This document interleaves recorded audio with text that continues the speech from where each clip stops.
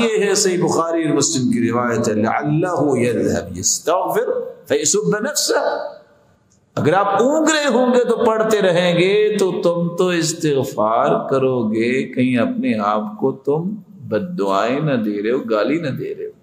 وہ بلا کیسے؟ آپ تصور میں لائیے کہ اگر آپ بیٹھے ہیں ایک سجدہ کر کے تو کون سی دعا پڑھنی چاہیے؟ بولیے رب اغفر لی، رب اغفر لی، یہ صحیح مسلم کی روایت۔ اور دوسری روایت بھی ہے، یاد ہے کسی کو؟ اللہم اغفر لی وارحمنی، باقی جو الفاظ۔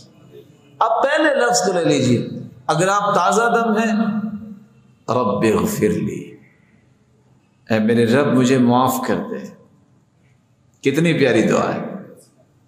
اللہم اغفر لی، اے اللہ مجھے معاف کر دے۔ اور آپ اونگ رہے ہیں تو کیا پڑھیں گے؟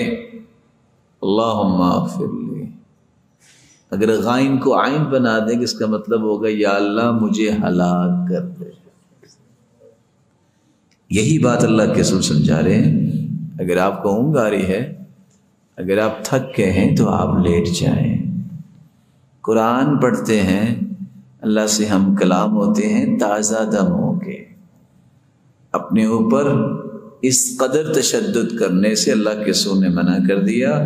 ہلک المتنطعون، رسول اللہ صلی اللہ علیہ وسلم نے فرمایا جو اس طرح تکلفات میں پڑھنے والے ہلاک ہو جائیں، بلکہ آپ نے فرمایا جب رات کو کوئی کھڑا ہو کے پڑھ رہا ہو فاستعجم القرآن علی لسانی، اس کی صحیح ادائیگی قرآن کی زبان پہ نہیں آ رہی اس لیے کہ تھکاوٹ ہے، اونگ آ رہی ہے، فلم یدری ما یقول، اس کو پتہ ہی نہیں چل رہا میں کیا پڑھ رہا ہوں، فلیضطجع، اسے چاہیے کہ وہ سو جائے۔